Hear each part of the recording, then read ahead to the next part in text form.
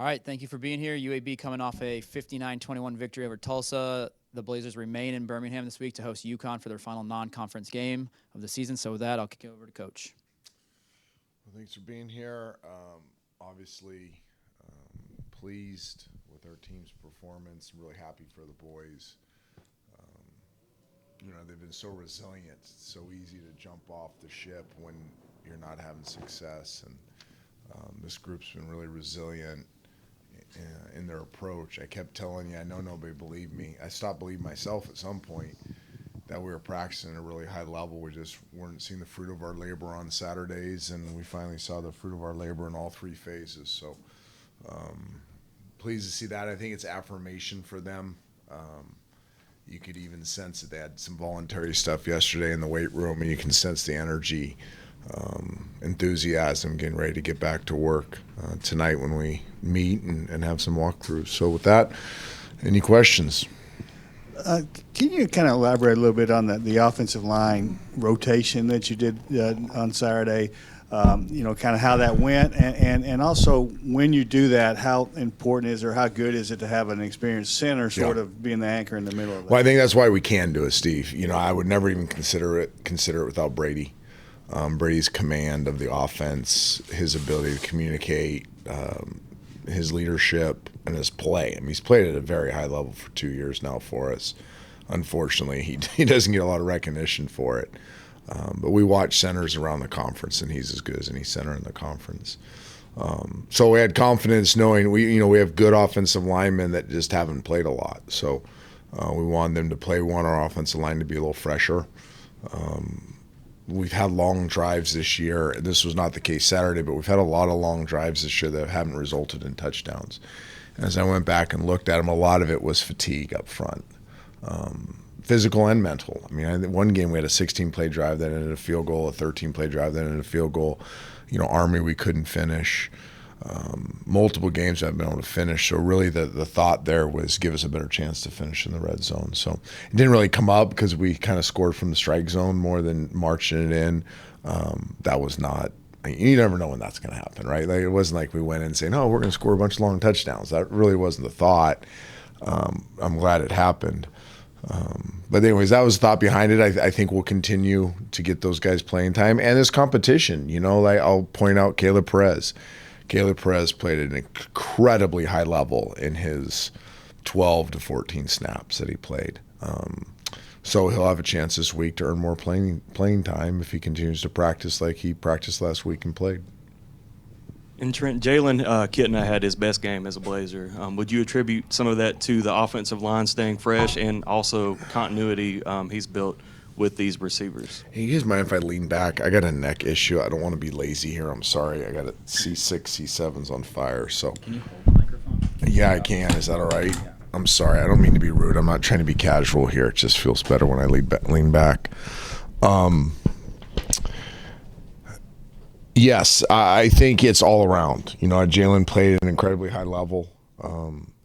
He made 5 to 7 plays in that game that were NFL starter quality. But better than that, he saved us for some bad calls. We had some calls. The bad ones are usually mine. The good ones are usually Mort's. I made a couple bad calls, into the wrong defense, and he really saved us on those. But yeah, the offensive line, the ability to change the launch point, change up protections, I think helped. Our receivers played at a high level. They got open early. The little we ran the ball, our backs actually ran it really well. We knew, that was a team that their number one mentality is create a wall at the line of scrimmage. Don't let you run the football. So we weren't going to bang our heads up against the wall against them. So that's why we led with the pass, and everybody kind of rallied and responded. Coach, how do you guys sort of bottle up the emotions and feeling of winning going forward? Well, I think, like I said, I think it's affirmation to the process. It's hard to buy into the process when you're not seeing the results. I mean, it's hard for all of us. Now, luckily, some of us old people have done it long enough to know that you do winning things enough over time, it equals winning.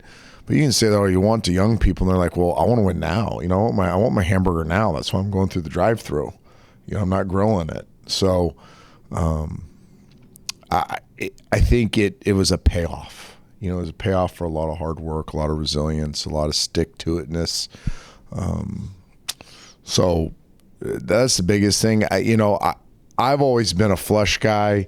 You know, whether you win or lose, you have 24 hours to kind of sit in it, and then you flush it and you move on. So I flushed this one really early. Yesterday I got in here after church, watched it again, graded it, and I was probably done by 3, with the game, and moved on to Yukon. So we're already deep in the Yukon prep and not really thinking much about the last game.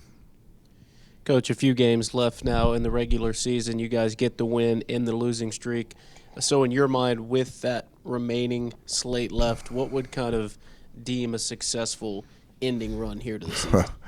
I'm just trying to win this one. I mean, you lose this much, you're really just focused on trying to find a way to win the next one. We still have our warts that we're trying to cover up. We're trying to get better. We have a lot of young players that are still in the developmental stage. They're really trying to get better each week. Trying to become a better coach. I've made so many mistakes and trying to limit those, learn from them. So I would just say this growth mindset has helped us stick to the process. We're going to continue to do that. I don't know how to answer that question, to be honest with you. I'm just trying to win this one. Coach, this is kind of a simple one. Just style of win. Mm-hmm. The win that you guys had on Saturday really pops off, the quarterback with a big touchdown number. What does that mean to you? Because we've seen schools, especially around the state, that win close ones, lose close ones, but they should have won. But you guys' style of win was impressive on Saturday. Yeah, I know Jalen's going to get a lot of the records of Jaylen and Cam, and but I really think that thing started with the defensive stops and special teams. I mean, if you look at the game, it's we took the ball down, scored, and I think it was 5 plays. That obviously helps. It helps to get that lead, the momentum, the energy. I don't want to discount that. But then to get those consecutive stops on defense, and then to get the punt return and get the field position, and it kind of felt like you were always going downhill offensively, where a lot of times this season it felt like you're going uphill offensively. So I told the team after the game, I said, listen, the offense, anytime you score that many points and guys have big days, a lot of credit's going to go there, as it should. But I want the team to understand that it only happened because of the stops on defense. That only happened because defeating blocks in the defensive line. They get no credit, right, unless they get sacks. And they're defeating blocks and getting penetration. Our secondary, I mean, how many contested passes did we break up? There's a lot of contested passes.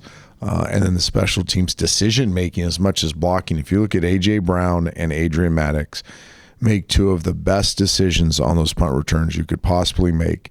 That up until this point, we've not been making good decisions, and I've been preaching, make decisions off the field, you make them on the field, and we're finally starting to see really good decision making. One of the keys to the game, I don't think anybody talked about. Our defensive staff didn't recognize it. I had somebody come up and tell me this. Everett Rousseau after a 3rd down when the game was still close or close-ish, gets cheap shotted, and he goes to react and get in a scuffle with the guy, which has been an issue for us. And A.J. Brown comes sprinting across and gets in between them and then kind of gets him away. If, what's happened to us this year, we've extended drives with personal fouls. So A.J. saves it. The next play is when A.J. does the shield block that springs Cam. So those little things are winning things that we've been talking about over and over again. Now we're starting to see them, and I hope that we continue to see them moving forward. With the offensive play calling that you sort of mentioned earlier, you call it bad ones, more calls the good ones. But what is the process of that in a game, and how much does the process evolved, and how much does it change game to game on how you call that? It changes. Morton and I have a great relationship. I think he would say the same thing. We think the same way. Our preparation is relentless as an offensive staff. So by the time the game comes, we have a pretty good idea of the style for which we want to play, how we want to direct the ball, what our danger ranger plans are. That doesn't always work. I mean, we've played poorly on offense, so obviously it doesn't work all the time. But we feel comfortable with the process. And then going into the game, it's We co-call it. That's how I say it. Sometimes it always comes out of his mouth to the quarterback. That's the thing we keep consistent. Is Mort's voice is the voice to the quarterback, and then. But I mean, I can't remember what game it was, but Nick Coleman chimed in the third quarter of a game with a play that we kind of doctored up, and it goes for 60. Riley Jeffers will have input. It's kind of a democracy in between series, looking for the best plan of attack. And then as we get into the rhythm of it, Mort and I are communicating constantly on the rhythm of the play calling. Coach. USF was the one exception. I'm sorry. USF was an exception to that. USF, I did not have a whole lot of input in USF. I kind of laid out of that one. Yukon's coming off a stretch of 6 straight home games. 5 of their wins on the season came there. Does it present sort of an advantage for you guys in your experience to come back or come down here after all that? Well, I think it's always an advantage to be at home. Whether a team's played 6 in a row at home or whether they've gone back and forth. We love our home environment. We love our process at home. We've been more successful at home. Not that we've been wildly successful at either spot, but we've been way more successful at home. So I think for that reason, it's an advantage. It's a weird scheduling thing on their part. I'm sure Coach Moore has done a good job of prepping them to go on the road and anticipating a change of scenery after being there for 2 months. But they're a challenge. I'll tell you what, they have not gotten enough credit nationally. A lot of these Group 5 teams, you hear people say, "Oh, look, they're a surprise." Yukon has really, really played at a high level. Their defense is, I'd say, it's one of the top defenses we've played all year long. So they're number 5 in the country on third down defense. They present a ton of issues. So if I look tired, I am. I haven't slept much thinking about how to find a way to move the ball against them. And Coach, Yukon has a couple good running backs on that team, and they stress running the ball. What are you planning to, or how important is it to limit their rushing attack this Saturday to get the win? Well, it always is, right? I mean, that's been our Achilles heel defensively, so it's a great challenge. They do it a little different than the Armies and the Navies. They're more like Tulane in how they run the football. They're very pro style in their approach. Their offensive line works really, really well together. You've heard me say, I think great offensive lines think the same thoughts. They can kind of read each other's minds. That's kind of how this offensive line plays. They work their combos really well. A lot of nonverbal communication in their run game. The play caller does a really good job with the run game. Like he gets you thinking one thing, he pops you on another thing. They have formation flexibility. They move the yo around a lot. So yeah, they create some real issues in the run game, and you can't just play it one way. You can't just line up and say, "Oh, we're gonna blitz it," or "We're gonna play soft," or "We're gonna read and react." I think you got to give them different looks and how you defend the run game, and we'll try to do that at the same time. Try to keep it simple for our players, and I do think the other thing, when you play teams that run the ball like this, you have to do your share on offense. If you don't score, you at least need to flip the field. You don't want to give an offense like this short fields where they feel they can run it, to have a 6-play drive and 4 runs and 2 passes. So it's team football. You haven't seen us do it. We haven't been real successful, so you haven't seen real complimentary football. But we attempt to play complimentary football, and we'll attempt to do it again this week. Coach, how big is it? You said you flush it. You're good at flushing. You've been doing it your whole career. How hard is it to teach a flush? I think that's a weird term, but for your team, because this team hasn't put up 59 points and got a win. It's a very descriptive term, right? Yeah, right. No, but I mean, how do you make that contagious throughout the whole building? Well, it's something we've preached since day one. You invest everything you have. You pour yourself out is the term we've kind of used. You pour yourself out, you empty it out on Saturday, and then you let it go, win or loss. Like, you can't dwell on it. I think it's actually more important when you're winning. When you're losing, we're naturally pretty resilient people, right? People say, "Oh, I'm a winner. I always win." Everybody loses in life. Everybody takes L's. and you got to brush yourself off. And I think we're kind of conditioned to do that. I think the thing we really struggle with as humans is handling success, pride and hubris and, all those things really get in the way. Complacency is a huge thing in sports. So I really started buying into it during the successful stages of my career. Like, you can't start thinking better of yourself after a win. You got to go back, you got to put it aside and start from scratch. And I think the best players, the most successful people I know have a unique ability to do the next thing well. I think it's written on my board right over there. I think it says in blue, how can you make it better? How do you make the next thing better? When you can kind of start from scratch, that's your mentality is, okay, sure, last week, whatever was successful. How do I make it better? Last week wasn't successful. Okay, how do I improve it? And if you're focused on that all the time, then you don't get caught up in the scars and pain of losing, and you don't get caught up in the false perception of security when you win. Who was it recently that had a really good season going? They lost a couple in a row that you wouldn't expect them to lose. Like, I'm sure that coach is probably saying, man, excuse me, should have kept a, sharper edge on this team. I've been through both, so I just think that the best way to handle it is just start over, reset and start over. What makes Cam Shanks such a playmaker? What are some of the qualities? And the other thing with him, how much pressure does it put on a defense when you have him and Amari Thomas that can turn something short into something big? Having two guys that can do that. Both have some similarities. They're both very smart. And I try to say that all the time. There's this perception on college athletes like they're not smart. These two are very, very smart kids. They work really hard. They come to practice every week as young kids and just get after it. They're both trying to chase their best daily.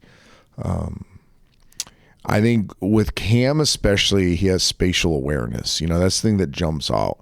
Two things. He can change speeds and he has spatial awareness. So he really feels intuitively the space around him in zone and man. He feels angles that are, if you look at his, catch and carries, whether they be in the punt return game or in offense, there's guys have angles on him, and he false accelerates or accelerates to change the angle, and then is able to win after that. If you take the touchdown catch, the catch and carry the other day on 4th down, three guys have angles on him, and he kind of stutters, and they stutter, and then he explodes through the middle, and now they're playing catch up.